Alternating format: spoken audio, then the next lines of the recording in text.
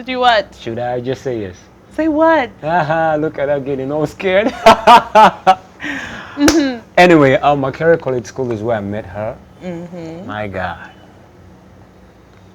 My God, my God. She was the finest girl I have ever seen.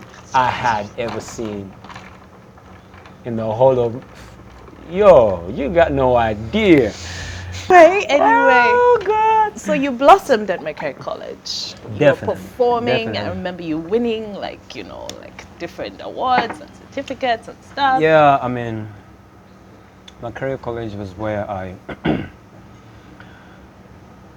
should say I solidified my, is that the right word to use? Or it's where I really, really like, you know, found myself again. I'm like, okay, this is it. I think I want to be an entertainer for the rest of my life. This is what I want to be. Much as I was, you know, I had to go through the whole school and stuff, but at the back of my mind, I knew what I wanted to be. Yeah. Do you have support from like your mom, from family? The best support I had was moral. Yeah. Okay. Because I remember when I was, you know, S5, when, you know, was it no, S4? That's when mobile phones came in and all that stuff, right? And then my dad got himself one. But since I was, you know, always going out of the house over the weekends, you know, to go and perform at Sabrina's and stuff, my dad bought me a phone. And he was okay with that? Yeah, he was cool with that. Okay. He told me, you know what, here's a phone. I just want you to be safe. I want you to know, call me all the time. Every time you leave the house, tell me I've gone here. I want to keep tabs on you. That's the only way, because that's the only way I can know you're okay. Oh. To me, that's like the best support I could get from my parents. Because my parents never at one point told me stop singing or stop dancing. Never. Wow. Yeah. Okay. That's rare.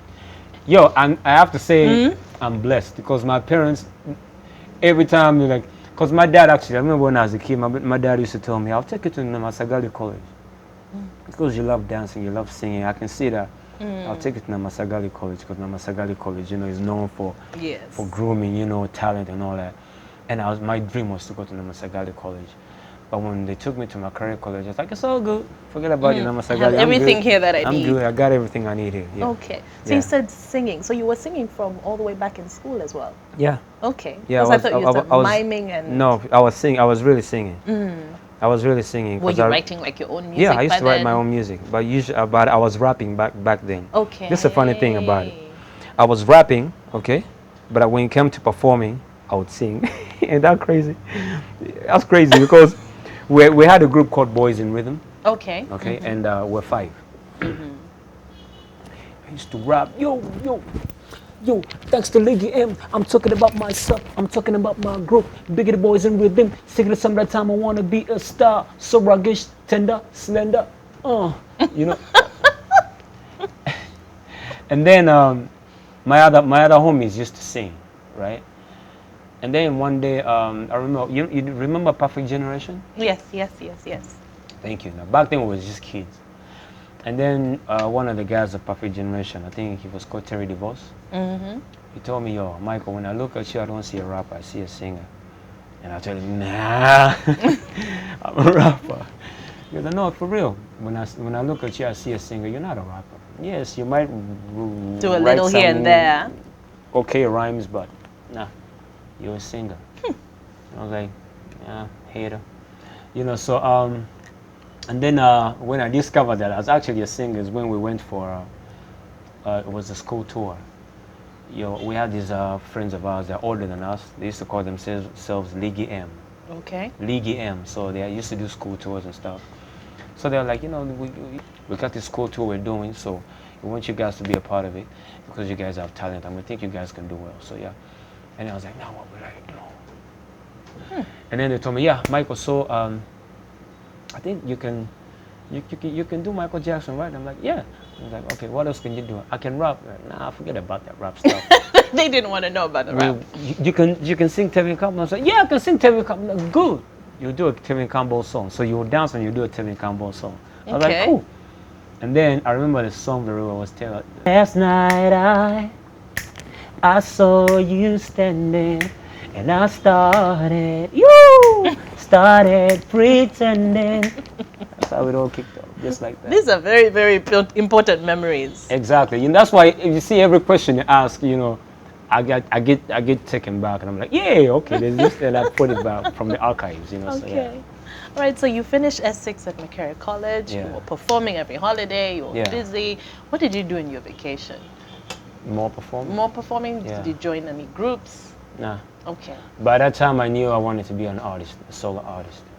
But it was kind of hard back then. It was pretty Especially hard. since you were an R&B. Exactly. You know, for the It was. longest time, people just didn't get it. People, They wanted even- artists to sing in Luganda, even to up be to now, relatable. even up to now, Mhm. people still don't get it.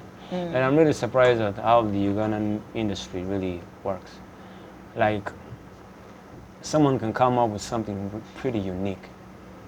People don't want unique stuff. They want to be stuck at the same old, what they know. This is what we know. That, we're not so sure about it. So, so when I started out, everyone was like, why are you singing in English? I'm like, because well, I grew up listening to old R&B music, hip hop, R&B music, English. My dad used to buy all kinds of music. Okay. Ugandan, Congolese, Cameroonian. Oh, Yeah. okay. And American. So I was exposed to a whole lot of music to pick from. So, I mean, I remember my dad buying Babyface, Lisa Stansfield, Bobby Brown. We used to buy MC Hammer, Vanilla Ice, and all that, So we used to have a whole lot of music in the house, Every day we used to listen to, we used to have cassettes, like volumes and volumes of cassettes, but R&B, Congolese, Cameroonian, just mixed up. Yeah. You just make your pick and you're like, I'll listen to this, I'll listen to that, So I was exposed to a variety of music, but I guess I gravitated towards, the English songs, especially R&B. That's a tough, because I remember Juliana saying as well that, she was singing English and she wasn't really doing well. And it's only when she started singing Luganda that suddenly things picked up. Yeah, but you see, I chose to I think Morris Gear as well, same Yeah. thing. Yeah, I'm pretty much more of a stubborn guy because I feel like, I stuck to my thing, But you did do a few Luganda songs. I You still did. do. I You still do. do. I still do a couple of Luganda songs. But I will not do a Luganda song the way you expect me to do a Luganda song. I'll do it the R&B way, the Michael Ross way. I'll flip it. Did you ever have like a moment where, because maybe people were telling you need to do things differently? Yeah, definitely. Like, yo, you need to sing only in Luganda. But you see, I did not get into music because I wanted to make money. It's a passion, I grew up, God blessed me with a talent, And when I realized I have a talent, I was like, okay, what you gonna do? Just leave your talent. Do what you want to do. Okay. At the end of the day, it's all music. It's up to you. It's up to you to say, okay, he sings English and Luganda, but I prefer his Luganda songs, or I prefer his English songs. But for me, I'm just gonna do what I love doing. Okay. Yeah. Where do you get like your inspiration from? Everyday life. Do you still write your own music? Yeah, I still do. Okay. When it comes to the Luganda songs, because Luganda is kind of like, for me, this is how I see music, okay? I don't want to do a song just for the sake of doing a song, okay? Because right now, the norm right now is you can just sing anyhow on a good beat.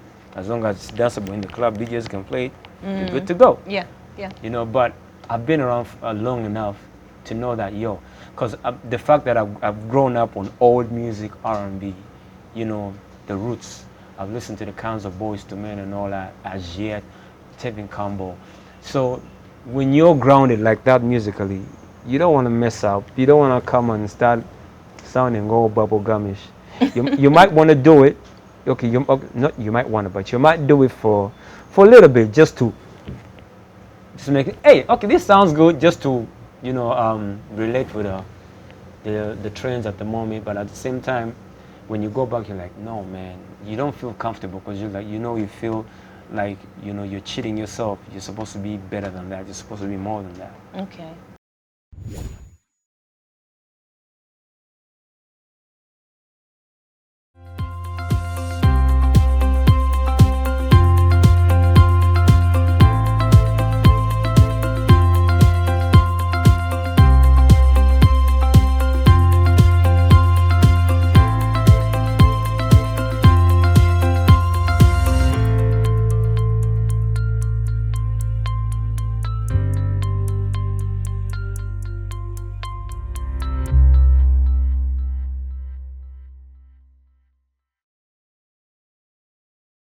Because for me, music is supposed to be, when somebody listens to you, they're supposed to go with something, not just to dance to, and then they forget you. And they move on. Exactly. People are supposed to listen to a song and say, wow, yo, this song came out, I was having issues with my girl and I felt like, I could relate, and I dedicated this song to her. That's what people tell me. So when I meet people, like, guys who, seen me from the ground up, they're like, yo, you need to get back to that. You need to get back to that kind of music, because we don't have that anymore. People here, anybody, just as long as somebody has money, they're just gonna get somebody who can't even sing, and they just pay here people and there, put them in front of people. This is an artist, but you guys out there are not doing what you're supposed to be doing. But what they forget is that the fact when you stay in the industry for too long, people start looking at you like, nah, I think you're washed off. You want to see some new blood. That's inevitable. It's definitely inevitable. It has to happen, whether you like it or not. Yes, right? Yes. But how you as an artist take that is what really matters. Because for me, music, I don't do music because yes, the money is good, I like it, but I want you to listen to my music and then keep it in your archives as the kind of music that you want to. You've faced a lot of backlash and a lot of criticism for that. Yeah, I do, and it really hurts a lot. It hurts a lot when you don't get credit. You don't know how many times I've been pushed aside just because I'm different. I mean, from the Palm Awards, the very first Palm Award I won, the second one I was supposed to win it because I was the only R&B artist who had a real R&B song out there. They're like, nah, give it to somebody else. So they kept, I've been shoved aside so many times. But, and what keeps me going is the love for the music, the passion, I'm not supposed to be where, I'm not where I'm supposed to be financially, but the music keeps me going. I have love. Because this is a long time to keep going. It's a long time, but I'll get there. Okay. I don't care. All right. They can put me wherever they want to do. They can say whatever they want to say about me. That's cool. But as long as I've stayed true to myself, because at the end of the day, you have yourself when you look in the mirror. So your breakout song for you, what was your breakout song where you felt people really saw you as an artist? It was Senorita, definitely. But Yo made me more famous. Oh, okay. Yeah.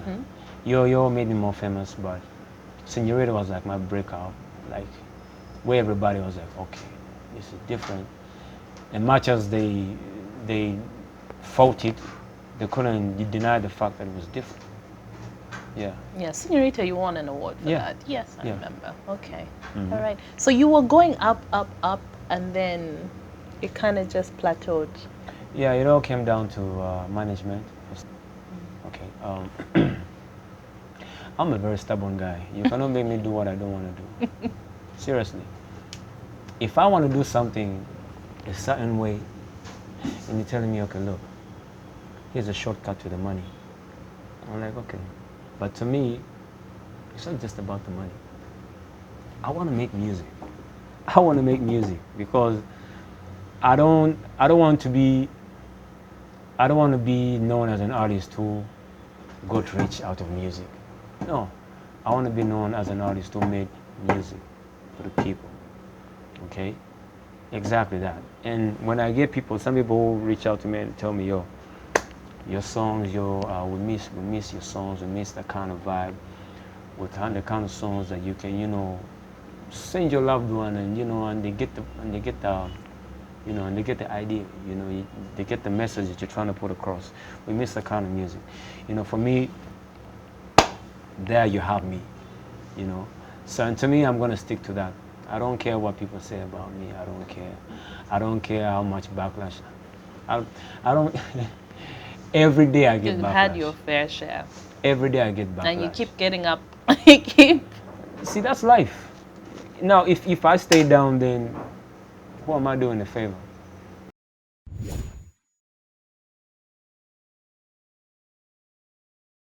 You said you're a very stubborn guy. Are you also very impulsive? Impulsive? Like you, Sometimes. yeah? Yeah, sometimes. Okay. Yeah, sometimes I am. Do you look back and you've done some stuff and you're like, what the hell was I thinking? Oh yeah. Uh-huh. Oh yeah. Give us an example. I'm gonna tell you this very funny story. Oh.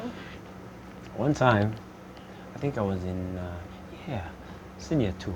Mm-hmm. Senior two, yeah. That was 96, yeah. So I remember I escaped from the house.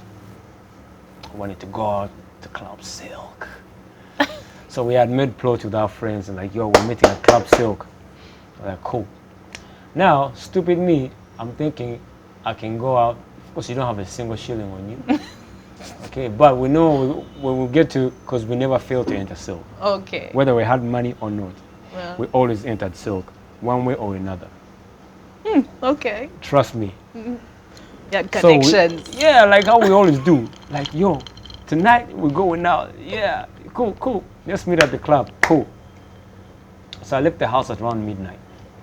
You know, I walked all the way from home and like, am I gonna walk all the way from here up to Silk?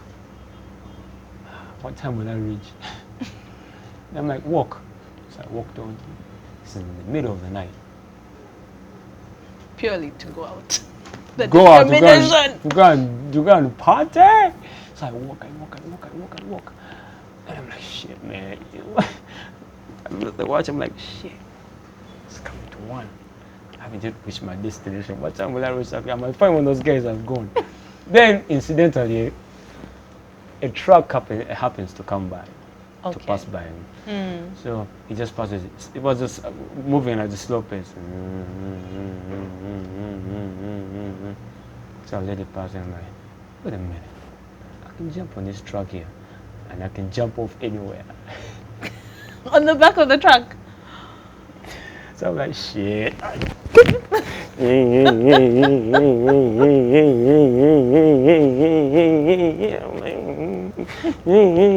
Now it reaches around that place, Queensway. Okay. Queensway. Remember Queensway before it was. Clock Okay, tower. it didn't change that much. Yeah. Yeah, clock tower. It didn't change that much, but you know, it was still that round section. You know, that roundabout. Yeah. So I was like, I better jump off now. And I'm like, 1, 2, 3.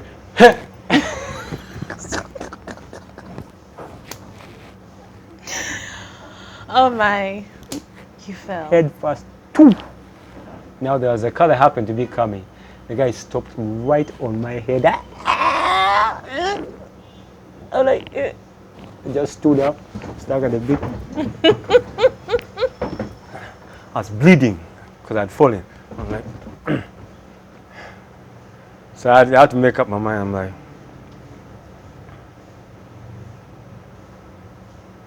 okay, Silk or home? Home. Like, shit, home. Started running back home. Then I'm bleeding.